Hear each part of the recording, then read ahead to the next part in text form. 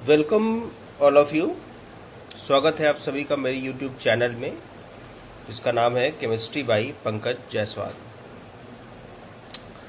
पिछली लेक्चर तक हम लोगों ने बोर के परमाणु मॉडल के दोषों के बारे में चर्चा कर ली थी और हमने आपको समझाया था एक चीज इसमें और कि बोर का जो परमाणु मॉडल का एक दोष था कि वो सूक्ष्म संरचना, स्पेक्ट्रम के सूक्ष्म संरचना की व्याख्या नहीं कर पा रहा था।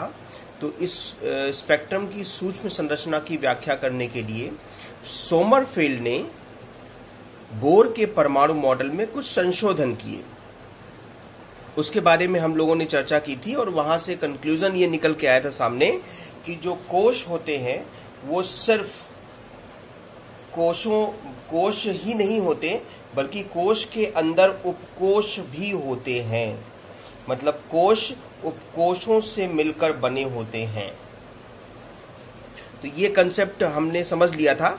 अब आगे जब इसमें परमाणु संरचना में अगर हम आगे बढ़ते हैं तो हमें जो बोर के परमाणु मॉडल की कमियां हैं, उन कमियों को दूर करने के लिए नए परमाणु मॉडल का विकास किया गया। और ये नया परमाणु मॉडल बेसिकली दो संकल्पनाओं पर निर्भर करता है। एक डी ब्रोगली द्वारा प्रस्तावित पदार्थ की द्वैत प्रकृति के सिद्धांत पर और दूसरा हाइजेनबर्ग की अनिश्चितता के सिद्धांत पर। और ये दोनों बातें बोर का परमाणु मॉडल इनसे एग्री नहीं करता था। तो इसे कहते हैं, ये जो नया मॉडल है इसे कहते हैं परमाणु का क्वांटम या तरंग यांत्रिकी मॉडल। परमाणु का क्वांटम या तरंग यांत्रिकी मॉडल मतलब क्वांटम या wave mechanical model of atom. तो इसमें सबसे पहले पदार्थ की द्वैत प्रकृति की बात हम करेंगे, पदार्थ की डुअल नेचर की बात, कि पदार्थ भी जो है विद्युत चुंबकीय विकिरणों के भांति, विद्युत चुंबकीय तरंगों की भांति द्वैत प्रकृति प्रदर्शित करता है, तरंग प्रकृति और कणिका प्रकृति। तो इस बारे में सबसे पहले 1924 में फ्रेंच भौतिक वैज्ञानिक लुइस डी ब्रोगली ने ये विचार प्रस्तुत किया था, है ना। 1924 में फ्रेंच के भौतिक वैज्ञानिक थे Louis de Broglie. Louis de Broglie देख लीजिए किस तरह से लिखा जाएगा। लुइस में ये एल कैपिटल रहेगा, डी बीच में नाम के है इसलिए स्मॉल डी रहेगा और ब्रोगली। लुइस डी ब्रोगली ने, है ना, इस सिद्धांत को सबसे पहले प्रदर्शित किया था 1924 में। और इन्होंने ये बताया था कि जो अति सूक्ष्म गतिशील कण हैं, अति सूक्ष्म मतलब बहुत छोटे, यहां मैं क्रिकेट की बॉल की बात नहीं कर रहा हूं या टेनिस की बॉल की बात नहीं कर रहा हूं या मूव करती हुई कार के बारे में बात नहीं कर रहा हूं। ये बहुत हैवी हो गए, बहुत सूक्ष्म कण जैसे इलेक्ट्रॉन, प्रोटॉन, यहां तक कि आप परमाणु और अणु के बारे में भी कह सकते हैं, क्योंकि परमाणु और अणु भी अति सूक्ष्म कण ही है जो हमें इलेक्ट्रॉनों और प्रोटॉनों की भांति दिखाई नहीं देते। तो लुइस डी ब्रोगली ने 1924 में यह प्रस्तावित किया कि ये इस तरह के अति सूक्ष्म कण, सब एटॉमिक पार्टिकल, ये द्वैत प्रकृति प्रदर्शित करते हैं। एक तो तरंग प्रवृत्ति और दूसरी कणिका प्रवृत्ति। और इसके लिए डी ब्रोगली ने यहां पर प्लैंक क्वांटम थ्योरी और आइंस्टाइन के द्रव्यमान ऊर्जा संबंध की सहायता ली, क्योंकि आइंस्टाइन के द्रव्यमान ऊर्जा संबंध से जो है इनका wave model, wave nature clear होता है और प्लैंक क्वांटम थ्योरी से इनका पार्टिकल नेचर क्लियर होता है। और इन दोनों सिद्धांतों को मिलाकर डी ब्रोगली ने ऐसे सब एटॉमिक पार्टिकल, अति सूक्ष्म कणों के लिए एक तरंग दैर्ध्य की गणना की, जिसे डी ब्रोगली तरंग दैर्ध्य कहते हैं। तो ये तरंग दैर्ध्य बिल्कुल क्लियर सी बात है, तरंग दैर्ध्य की गणना की। डी ब्रोगली ने क्या किया? डी ब्रोगली ने अति सूक्ष्म कणों जैसे इलेक्ट्रॉन, प्रोटॉन, यहां तक कि परमाणु और अणु, इस जैसे अति सूक्ष्म कणों के द्वैत प्रकृति मतलब कणिका सिद्धांत, कणिका प्रवृत्ति और तरंग प्रवृत्ति, ये दो प्रवृत्तियां इन अति सूक्ष्म कणों में द्वारा प्रदर्शित की जाती हैं। इस बात को प्रूफ करने के लिए इन्होंने आइंस्टाइन के द्रव्यमान ऊर्जा संबंध और प्लैंक की क्वांटम सिद्धांत की सहायता से तरंग दैर्ध्य की गणना की इन कणों के लिए। इस तरंग दैर्ध्य को डी ब्रोगली तरंग दैर्ध्य कहते हैं। अब कैसे गणना की ये मैं आपको समझा देता हूं।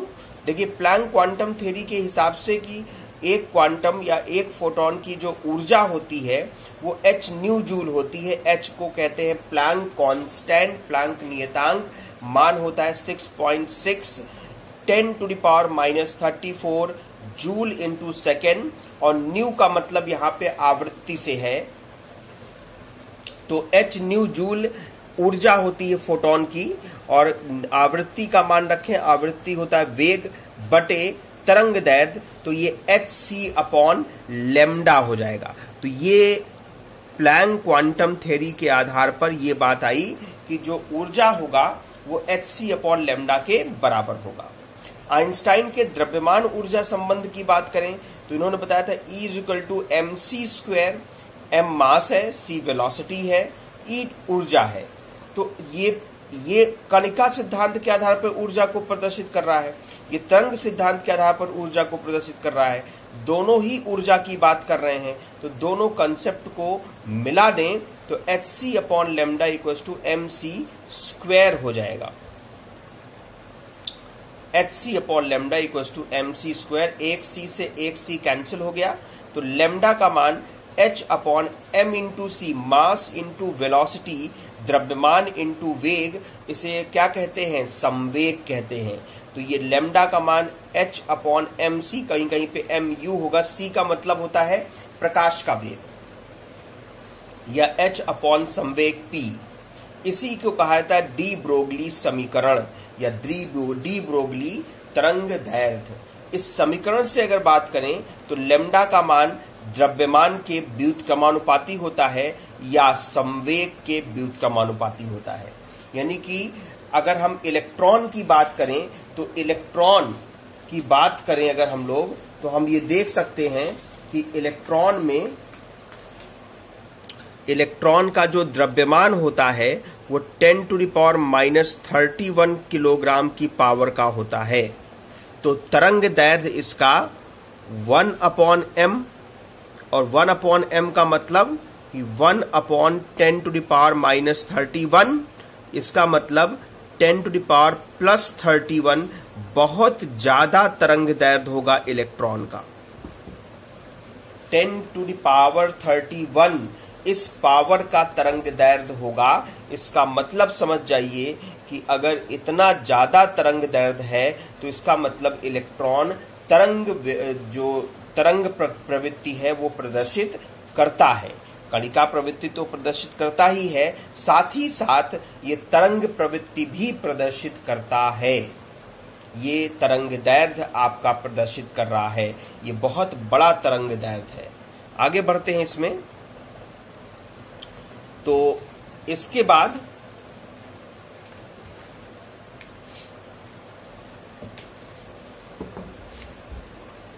तरंग और कण में क्या अंतर होता है, पहले अंतर को समझ लेते हैं कि तरंग और कण में क्या अंतर है।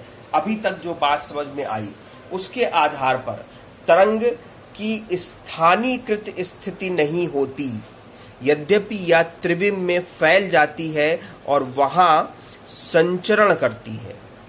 स्थानीयकृत प्रवृत्ति नहीं होती, मतलब एक जगह पर ये लोकलाइज्ड नहीं होता, बल्कि क्या होता है पूरे 3D स्पेस में ये फैल जाता है। तो ये तरंग का नेचर होता है। जबकि कण त्रिविम में एक निश्चित स्थान घेरता है और यह स्थानीयकृत होता है, लोकलाइज्ड होता है। एक पार्टिकल अगर आपने यहां रखा तो ये पार्टिकल यही स्थान घेरेगा, ये पूरे त्रिविम में फैलेगा नहीं। मतलब ये लोकलाइज्ड है, लेकिन तरंग जो है वो एक जगह पर लोकलाइज्ड ना होकर पूरे त्रिविम में फैल जाता है, इसलिए ये स्थानीयकृत नहीं होता। दूसरी बात, त्रिविम में 2 या 2 से अधिक तरंगे एक ही स्थिति घेर सकती हैं। त्रिविम में 2 तरंगे या 2 से अधिक तरंगे एक ही फेज में हो सकती हैं, तो एक ही स्थिति को घेर सकती हैं, लेकिन जबकि कण के साथ ऐसा नहीं है। हर कण का त्रिविम में अलग अलग स्थान होता है, अलग अलग स्थान वो घेरता है। तीसरी बात, तरंगों की गणना नहीं की जा सकती। कैसे गिनेंगे? तरंग नहीं गिन सकते, लेकिन कणिका की गणना, कणों की गणना की जा सकती है, और इसका योग व्यक्तिगत कणों की संख्या के योग के बराबर होता है। जितने कण होंगे सबको जोड़ दो, उसकी गणना हो गई।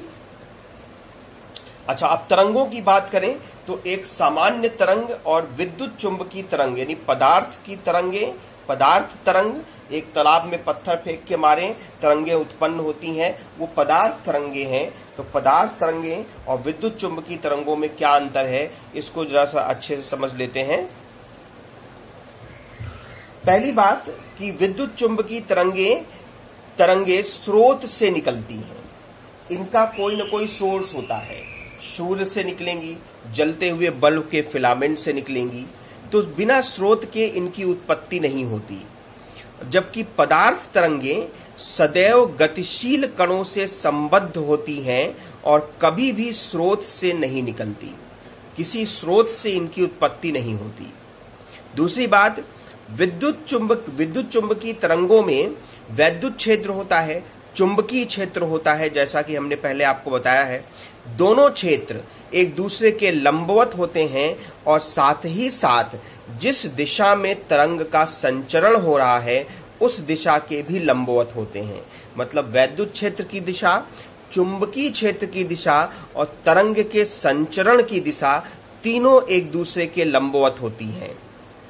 और पदार्थ तरंगों की बात करें तो यह विद्युतीय और चुंबकीय सदिश से निर्मित नहीं होती। पदार्थ तरंगों में कोई वैद्युत क्षेत्र या चुंबकीय क्षेत्र नहीं होता है। तीसरी बात, सभी विद्युत चुंबकीय तरंगे समान वेग अर्थात प्रकाश के वेग अर्थात 3 × 10⁸ मीटर प्रति सेकंड की वेग से गति करती हैं, चाहे जो भी विद्युत चुंबकीय तरंगे हैं।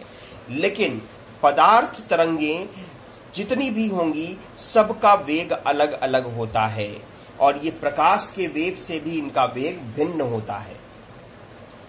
चौथी बात, विद्युत चुंबकीय तरंगों के संचरण के लिए माध्यम की आवश्यकता नहीं होती। निर्वात में भी ये ट्रेवल करता है, जबकि पदार्थ तरंगे बिना माध्यम के ट्रेवल नहीं करती। इनके ट्रेवलिंग के लिए माध्यम की आवश्यकता होती है। विद्युत चुंबकीय तरंगों का जो तरंगदैर्घ्य होता है वो c/ν होता है, वेग बटे आवृत्ति होता है, जबकि ये पदार्थ तरंगे डी ब्रोगली वेवलेंथ के हिसाब से काम करती हैं, h/m/v या m/e। विद्युत चुंबकीय तरंगों की ऊर्जा क्वांटीकृत होती है और ये ऊर्जा क्वांटीकृत नहीं होती, क्वांटाइज्ड होती है, ये क्वांटाइज्ड नहीं होती। तो ये डिफरेंसेस हैं। और एक और अंतिम अंतर है कि यह तरंगे मतलब विद्युत चुंबकीय तरंगे उत्सर्जित, अवशोषित और संचरित हो सकती हैं। उत्सर्जित भी होती हैं, अवशोषित भी होती हैं और संचरित भी होती हैं। यह और जबकि पदार्थ तरंगे ना तो उत्सर्जित होती हैं और ना ही अवशोषित होती हैं। आइए बात करते हैं de Broglie wavelength. De Broglie जो समीकरण था उसका क्या सिग्निफिकेंस है। जैसा कि मैंने आपको बताया कि अगर 0.1 किलोग्राम की गेंद 60 मीटर प्रति सेकंड की गति से वेग से गति करता है तो उसका तरंगदैर्घ्य ज्ञात करें। गेंद की बात हो रही है तो h/m/u, तो m 0.1 kg और u 60, ये 1.1 10⁻⁻34 मीटर। ये बहुत कम वेवलेंथ आया। 10⁻⁻34 मीटर का मतलब कि वेवलेंथ बहुत कम है। तो इसका मतलब कि जो ये गति करती हुई गेंद है ये तरंग सिद्धांत प्रदर्शित नहीं करेगी, तरंग प्रवृत्ति प्रदर्शित नहीं करेगी, क्योंकि वेवलेंथ यानी तरंगदैर्घ्य का मान बहुत ज्यादा कम है। जबकि अगर इलेक्ट्रॉन की बात करें तो ये मास होगा 9.1 10⁻31 और मान लिया वही स्पीड है 60 मीटर प्रति सेकेंड, तो भी ये 10⁵ एंगस्ट्रॉम के बराबर आता है। काफी ज्यादा तरंग दैर्ध्य है उस गेंद की तुलना में। इसका मतलब कि ये तरंग प्रकृति शो करेगा, ये तरंग प्रकृति प्रदर्शित करेगा, है ना। क्लियर है कि डी ब्रोगली समीकरण की उपयोगिता रोजमर्रा के जीवन में नहीं है। इसी कारण गति करती हुई कार, क्रिकेट की गेंद तरंग प्रकृति प्रदर्शित नहीं करती। आइए बात करते हैं इलेक्ट्रॉन की द्वैत प्रकृति का प्रायोगिक सत्यापन, एक्सपेरिमेंटल वेरिफिकेशन। तो पहले तरंग प्रकृति का सत्यापन करेंगे, फिर उसके बाद कणिका प्रकृति का। तो तरंग प्रकृति पे आते हैं। इसका सत्यापन 1927 में डेविसन और जर्मर ने किया, और इसके लिए मैं आपको बता दूं कि डेविसन और जर्मर ने एक एक्सपेरिमेंट परफॉर्म किया, और उस एक्सपेरिमेंट के बेसिस पर यह बताया कि इलेक्ट्रॉन में तरंग प्रवृत्ति होती है। ये एक्सपेरिमेंट था कि एक फिलामेंट है, इससे कैथोड किरणें निकलती हैं जो स्लिट के माध्यम से निकेल के क्रिस्टल पर गिराई जाती हैं। तो निकेल के क्रिस्टल से जो डिफ्रैक्टेड रेज निकलती हैं, डिफ्रैक्शन के बाद जो विवर्तन के बाद जो किरणें बाहर निकलती हैं, उनको फोटोग्राफिक प्लेट पर रिकॉर्ड किया गया। तो इस तरह की सर्कुलर रिंग्स मिलती हैं, और इन सर्कुलर रिंग्स को नाम दिया था डिफ्रैक्शन रिंग्स। ये कैथोड किरणें क्या है? इलेक्ट्रॉन बीम है, इलेक्ट्रॉन की किरणपुंज है, तो ये इलेक्ट्रॉनों से बनी है। तो ये जो डिफ्रैक्शन रिंग प्राप्त हुआ फोटोग्राफिक प्लेट पर, ये इलेक्ट्रॉन से प्राप्त हुआ जब इलेक्ट्रॉन का विवर्तन निकेल के क्रिस्टल से कराया जाता है।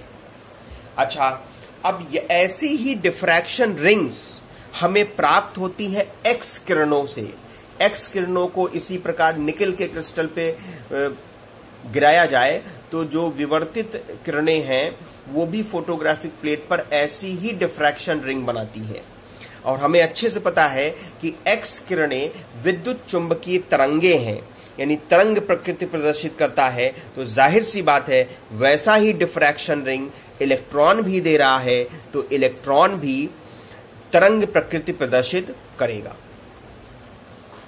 जबकि कणिका प्रकृति की अगर बात करें तो इसका सत्यापन ये देखें, एक मैंने एग्जाम्पल के थ्रू समझाया है कि जब एक इलेक्ट्रॉन जिंक सल्फाइड के पर्दे पर गिरता है तो वह एक निश्चित स्थान पर जगमगाहट, जहां पे वो गिरेगा उसी जगह पर चमक उत्पन्न होगी, जिसे सिंटिलेशन कहते हैं, है ना।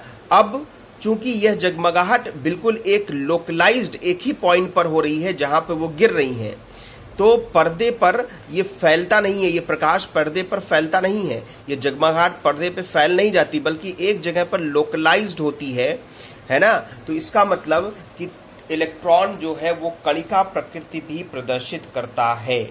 इससे ये इस बात की पुष्टि हो जाती है। डेविसन और जर्मर के हिसाब से कि अगर एक इलेक्ट्रॉन किरणपुंज v विभव से त्वरित है तो इलेक्ट्रॉन की जो गतिज ऊर्जा होगी हाफ mu स्क्वायर, ये इलेक्ट्रॉन पर आवेश इंटू विभव, तो E इंटू v के बराबर होती है। हाफ को उधर भेज दीजिए तो 2ev हो जाएगा। अब दोनों तरफ m से मल्टीप्लाई कर दीजिए तो ये m स्क्वायर u स्क्वायर हो जाएगा, और ये 2ev था तो m से मल्टीप्लाई 2mev। m मास है, e चार्ज है और v विभव है। अगर स्क्वायर हटाए तो इसका पूरे का स्क्वायर रूट आ जाएगा, और m इंटू व्यू आ गया, जिसे हम कहते हैं मोमेंटम यानी संवेग। तो तरंग दैर्ध्य का मान था h अपॉन mu यानी h अपॉन p, तो p का मान रख देंगे स्क्वायर रूट ऑफ 2mev।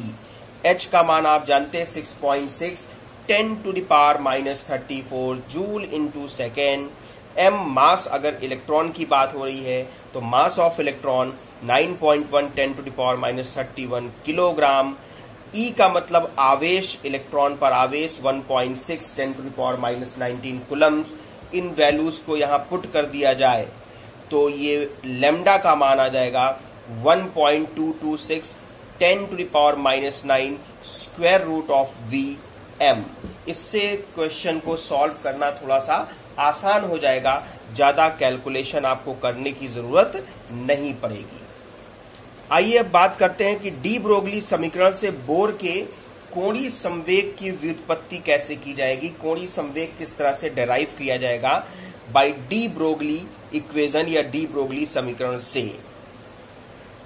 तो अब देखिए, बोर का परमाणु मॉडल के हिसाब से इलेक्ट्रॉन नाभिक के चारों ओर वृत्तीय कक्षा में परिक्रमा करता है, और ये बात आगे प्रूफ हुई डी ब्रोगली में कि वो जो परिक्रमा करेगा वो तरंग प्रकृति को प्रदर्शित करते हुए करेगा। तो अगर ये वृत्तीय कक्षा है और इस वृत्तीय कक्षा में तरंग गति प्रदर्शित कर रहा है इलेक्ट्रॉन, तो जाहिर सी बात है कि अगर ये जहां से शुरू किया वहीं पे आके मिल जाएगा, तो ये जो तरंग गति है वो समान कला में है। लेकिन अगर वहां पे उसी तरह से नहीं मिलता बल्कि क्रॉस हो जाता है तो ये विपरीत कला में है। फिलहाल जो भी है, तो इसके परिधि की बात करें, इसके सरकमफेरेंस की बात करें, तो इसकी परिधि में हम देख सकते हैं कि ये देखें, ये श्रृंगों के बीच की दूरी लेम्डा कहलाएंगी, और इस तरह के बहुत सारे लेम्डा होंगे। तो मान लेते हैं एन लेम्डा है, तो इसकी जो परिधि होगी वो 2 pi r equals to n lambda. अब हम जानते हैं कि लेम्डा का मान h upon m into u है। डी ब्रोगली क्या कहते हैं इसको? डी ब्रोगली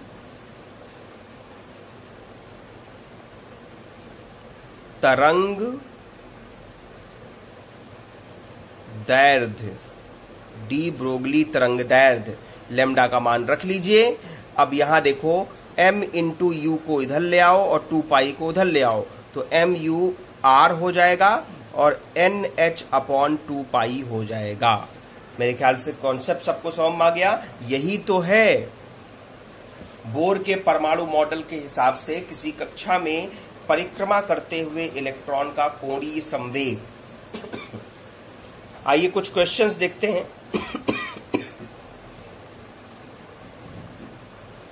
एक इलेक्ट्रॉन का द्रव्यमान 9.1 × 10⁻³ किलोग्राम है।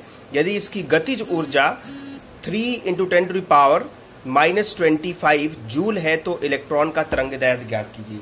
गतिज ऊर्जा दिया है, यानी हाफ mu² दिया है। गतिज ऊर्जा क्या होती है? हाफ mu², कहीं कहीं v² लिखा होगा, और ये मान दिया है 3 × 10⁻25। तो u² का मान 2 उधर भेजिए, 2 से गुणा हो जाएगा, और m को नीचे लिखना पड़ेगा, डिवाइड करना पड़ेगा, और m इलेक्ट्रॉन का मास है तो 9.1 × 10⁻31 किलोग्राम। तो u² का मान 659340 आया इसको सॉल्व करने पर। तो u का मान, इसका वर्गमूल निकालेंगे, वर्गमूल इसका आएगा 812 मीटर प्रति सेकेंड। तो वेग आ गया। अब हमें तरंग दैर्ध्य निकालना है, तो h upon m into you. h का मान 6.6 × 10⁻34, मास इलेक्ट्रॉन का 9.1 × 10⁻31, और वेग आ गया 812 मीटर प्रति सेकेंड। तो इस पूरे मान को हम जब सॉल्व करेंगे, तो सॉल्व करने पर 8.90 10⁻7 मीटर आया। 893 लिख सकते हैं, 10⁻9 मीटर हो जाएगा। मतलब इस 10⁻9 मीटर को हटा दीजिए, ये नैनोमीटर में आंसर आ जाएगा। क्लियर है? आगे बढ़ते हैं, दूसरा सवाल लेते हैं। 2 कण A और B गति कर रहे हैं। यदि कण A का तरंग दैर्ध्य 5 × 10⁻8 है मीटर है, तो कण B का तरंग दैर्ध्य ज्ञात कीजिए। A का तरंग दैर्ध्य दिया है, B का निकालना है।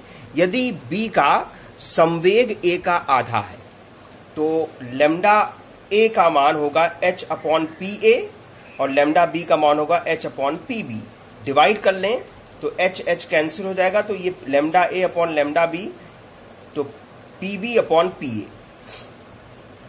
अब PB का मान PA का आधा है, तो इसको PB की जगह पर हाफ PA रख दें, PA कैंसिल हो जाएगा, हाफ आ जाएगा। यानी कि B का जो तरंग दैर्ध्य है वो A के तरंग दैर्ध्य का 2 गुना होगा। A का तरंग दैर्ध्य इतना दिया है, उसमें 2 से गुणा कर दीजिए तो तरंग दैर्ध्य प्राप्त हो जाएगा।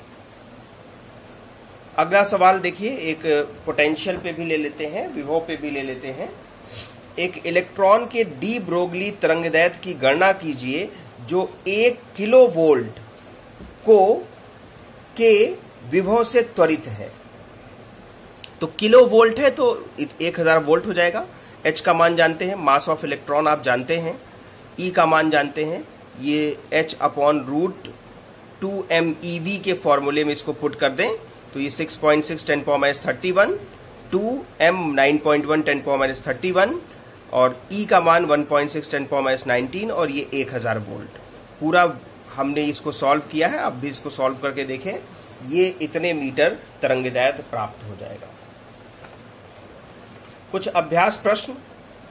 एक इलेक्ट्रॉन प्रकाश की गति का 1% गति से घूमता है।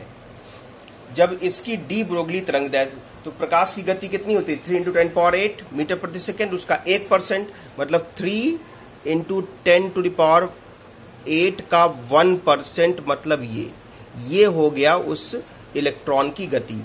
तो गति आ गया v यानी u, मास आपको पता है, h आपको पता है, तो तरंगदैर्घ्य निकल जाएगा। एक कण की डी ब्रोगली तरंगदैर्घ्य इतना है, तब इसका संवेग ज्ञात कीजिए। तो बिल्कुल दिक्कत नहीं है, लैम्डा पता हो गया 2.5 × 10⁻10 मीटर ये तरंगदैर्घ्य है। तो ये होगा h/p। h का मान आप जानते हैं तो p का मान आपका हो जाएगा h/2.5 × 10⁻10। h का मान रख करके सॉल्व कर लेंगे। तीसरा, एक इलेक्ट्रॉन 1000 वोल्ट के विभवांतर से त्वरित किया जाता है। तब इसका डी ब्रोगली तरंगदैर्घ्य की गणना कीजिए। बहुत आसान है, इलेक्ट्रॉन है तो मास पता है, फॉर्मूला लगेगा h/√2meV। तो h का मान जानते हैं, स्क्वायर रूट में 2 जानते ही हैं, m mass of electron 9.1 10⁻31 kg, E 1.6 10⁻19 coulomb और वोल्टेज 100 वोल्ट दिया है। तो वहां रख दीजिए, इसको सॉल्व कर लीजिए। बिल्कुल आसान है, कैलकुलेशन सिर्फ करना है और कुछ नहीं, सारी वैल्यूज पुट करके सिर्फ आप उसका कैलकुलेशन करेंगे। इलेक्ट्रॉन तरंग की तरंगदैर्घ्य 1 एंगस्ट्रॉम है, तब यह किस विभवांतर से त्वरित होगा? इस बार वेवलेंथ दे दिया है 1 एंगस्ट्रॉम। 1 एंगस्ट्रॉम का मतलब क्वेश्चन नंबर 4 मतलब 10⁻−10 metre, h 6.6 10⁻34 joule into second है ना। अब ये स्क्वायर रूट में नीचे वाला आएगा 2m 9.1 10⁻31 E 1.6 10⁻19 इंटू v। ये सब सॉल्व करके स्क्वायर रूट से बाहर कर लीजिए, इसको स्क्वायर कर लीजिए, बाहर पूरे को स्क्वायर कर लीजिए तो स्क्वायर रूट हट जाएगा। तो v का मान अननोन होगा, v निकाल लीजिए। पांचवा प्रश्न देखिए, इलेक्ट्रॉन और प्रोटॉन के डी ब्रोगली तरंगदैर्घ्य की गणना कीजिए यदि दोनों की समान 100 इलेक्ट्रॉन वोल्ट की गतिज ऊर्जा है। तो गतिज ऊर्जा दिया है तो वेग निकाल लीजिए। एक पहला वाला प्रश्न जो उदाहरण मैंने कराया था, वेग निकाल लीजिए, वेग निकल जाएगा दोनों का, तो जाहिर सी बात है h/m इंटू u से हम इसका तरंगदैर्घ्य निकाल लेंगे। तो आशा है आप लोगों को ये बात समझ में आई होगी। ये हमने आज पढ़ा डुअल नेचर ऑफ मैटर, पदार्थ की द्वैत प्रकृति, इलेक्ट्रॉन का डुअल नेचर, और इसमें डी ब्रोगली समीकरण पढ़ा। ये बहुत इंपॉर्टेंट है, इस पे हमने न्यूमेरिकल आपको सॉल्व करके भी दिखाए, और ये क्वेश्चंस आपको कुछ आपके सामने जो दिए गए हैं ये आपको खुद कोशिश करनी है। सबके लिए मैंने थोड़ा थोड़ा हिंट आपको दे दिया है, सभी सवाल हो जाने चाहिए। अगर फिर भी ये सवाल नहीं हो पाते तो चैप्टर ये एंड करने के बाद, चैप्टर खत्म करने के बाद मैं पूरे अभ्यास प्रश्नों को एक बार पुनः सॉल्व करके दिखाऊंगा। सॉल्व करते हुए एक वीडियो बनाऊंगा, उसको भी डालूंगा। तब आपको आपने जो कैलकुलेशन किए हैं उसको आप अपने साथ मेरे सॉल्यूशन के साथ मैच करिए और देखिए आपने क्या गलती की है। अगर आपने कोई गलती नहीं की होगी तो आपको बेहतरीन तरीके से ये चैप्टर समझ में आ गया। तो फिलहाल ये चैप्टर खत्म होने के बाद का काम है ना। अभी डी ब्रोगली इक्वेशन आप पहले एक बार अच्छे से वीडियो को समझें और इन क्वेश्चंस को करें। तब तक के लिए धन्यवाद।